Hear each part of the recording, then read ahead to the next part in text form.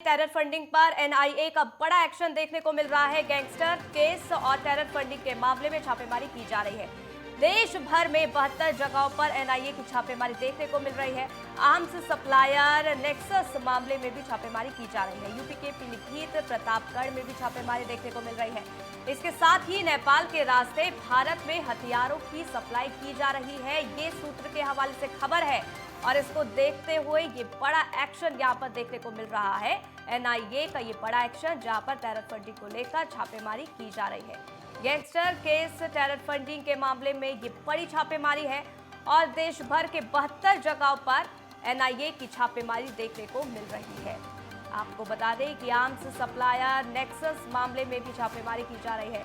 UP की बात की जाए तो यहाँ पर पीलीभीत प्रतापगढ़ में छापेमारी देखने को मिल रही है और ऐसे में ये बड़ा एक्शन है टेरर फंडिंग को लेकर, क्योंकि अक्सर देखा जाता है कि टेरर फंडिंग के जरिए आतंकवाद को फैलाने की कोशिश की जाती है और ऐसे में इसको रोकने के लिए पूरी तरीके से अलर्ट पर एनआईए की टीम है और इसको देखते हुए देश भर के 72 ऐसी जगहें जहां पर फिलहाल छापेमारी की जा रही है। गैंगस्टर केस टेरर फंडिंग का ये मामला और इसको लेकर ये बड़ी छापेमारी, क्या कुछ निकल कर सामने आएगा उस पर लगातार नजर बनी रहेगी। लेकिन आपको बता दें कि 72 ऐसी जगहें हैं जहां एनआईए की छापेमारी देखने को मिल रही है। आर्म्स सप्लायर नेक्सस मामले में भी छापेमारी है और इसके साथ ही यूपी के पीलीभीत और प्रतापगढ़ में फिलहाल छापेमारी देखने को मिल रही है। सुबह से यहां छापेमारी की जा रही है। नेपाल के रास्ते भारत में हथियारों की सप्लाई हो रही है, ये सूत्र के हवाले से खबर है और ऐसे में इसको देखते हुए ये बड़ी छापेमारी की जा रही है। क्या कुछ बाहर निकल कर सामने आता है उस पर लगातार नजर बनी रहेगी, लेकिन सुरक्षा के बीच ये बड़ी छापेमारी यहां की जा रही है। बड़ी जानकारी इस वक्त की, यूपी के पीलीभीत प्रतापगढ़ में छापेमारी की जा रही है। नेपाल के रास्ते भारत में हथियार की सप्लाई की सूचना मिली और इसके आधार पर टेरर फंडिंग पर ये बड़ा एक्शन एनआईए का। गैंगस्टर केस टेरर फंडिंग में ये छापेमारी और ये जानकारी निकलकर सामने आ रही है कि नेपाल के रास्ते भारत में हथियार की सप्लाई हो रही है।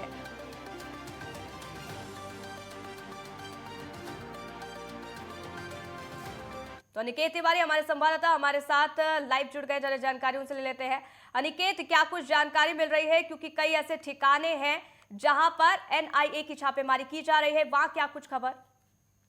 देखिए, अपना जब बात की जाए एजेंसी की, तो लगातार जो इनपुट था वो 3 महीने से एजेंसियों को जो इनपुट मिल रहा था कि जो अलग अलग जो प्रदेशों में जो गैंगस्टर है वो तो उनके संलिप्तता, उनका कहीं ना कहीं उनके जो कनेक्शन, जो उनके जो तार है वो पाकिस्तान की जो खुफिया एजेंसी आईएसआई है और जो दूसरे संगठन आतंकी संगठन खालिस्तानी है, उनसे कहीं ना कहीं कनेक्शन देखने को मिल रहे थे। क्योंकि जिस तरह से सिद्धू मूसेवाला की जब हत्या की गई थी सपना, तो उस दौरान AK-47 का इस्तेमाल किया गया था और जो हत्या आरोपी जो उसमें गिरफ्तार हुए थे उनके पास में ग्रेनेड बरामद किया गया था। इसके साथ पंजाब के मोहाली में जब एक अटैक हुआ था तो रॉकेट लॉन्चर से वो वहां पर अटैक किया गया था। तो इस तरीके के हथियारों का इस्तेमाल जो घटनाओं में हुआ है उसके बाद से लगातार जो नेशनल इन्वेस्टिगेशन एजेंसी है उसको ये इनपुट मिल रहा था कि तमाम ऐसे जो गैंगस्टर है जो अलग अलग प्रदेशों में जो रहते हैं उनके कनेक्शन कहीं ना कहीं खालिस्तानियों से और पाकिस्तान की एजेंसियों से उनके कनेक्शन है। उसी के तार उनको नेक्सस को लगातार तोड़ने के लिए जो जांच एजेंसी है वो अब तलाशी कर रही है। हालांकि अगर बात की जाए सपना उत्तर प्रदेश की, तो उत्तर प्रदेश में भी पीलीभीत में संदीप सिंह नाम का एक खिलाड़ी था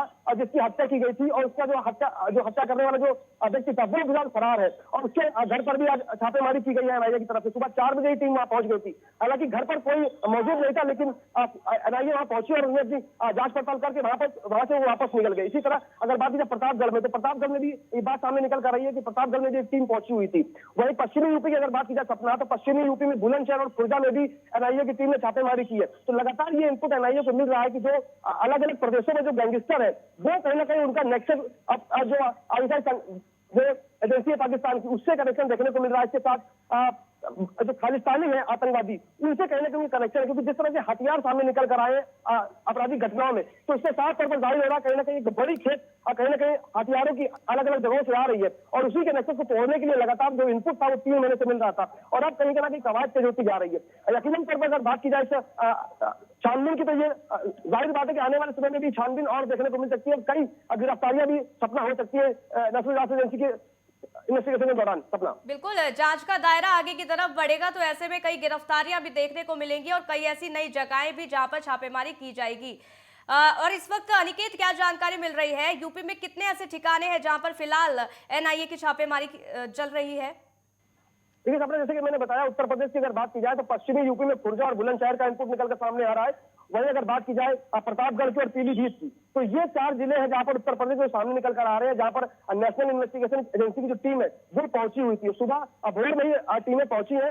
दिल्ली नंबर की गाड़ियां बताई जा रही है, इनोवा या गाड़ियां हैं जो सुबह तड़के भोर में पहुंच गई थी और उन्होंने छानबीन करके वो वापस भी टीम चली गई है।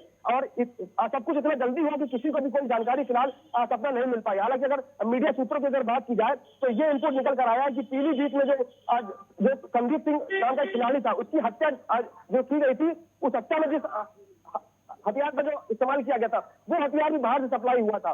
इसके साथ लॉरेंस बिश्नोई जैसे जो अपराधी है, लॉरेंस बिश्नोई की बात की जाए या गोल्डी बरार की बात की जाए, इसमें सिद्धू मूसेवाला की हत्या की थी और इस पूरी घटना को उसने विदेश में रहकर ही अंजाम दिया था। तो कहीं ना कहीं ये बात सामने निकल कर आ रही कि जो गैंगस्टर है उनका जो कनेक्शन है कहीं ना कहीं वो खालिस्तानियों के साथ में है और जो पाकिस्तान की जो एजेंसी है आईएसआई, उससे उनका कनेक्शन देखने को मिल रहा है। तो लगातार जिस तरह से इनपुट मिल रहा था एनआईए को, उसके बाद कहीं ना कहीं जो छानबीन है वो तेज होती नजर आ रही है। सपना, बिल्कुल, गैंग वॉर को रोकना है और अगर आतंकवाद को रोकना है तो इस कार्रवाई का बहुत ज्यादा महत्व हो जाता है और ऐसे में देखना होगा क्या कुछ निकलकर सामने आता है। अनिकेत, आप भी नजर बनाए रखेगा, जो भी अपडेट होगी हम तक पहुंचाना। फिलहाल के लिए बहुत बहुत शुक्रिया हमारे साथ जुड़ने के लिए और जानकारी हम तक साझा करने के लिए।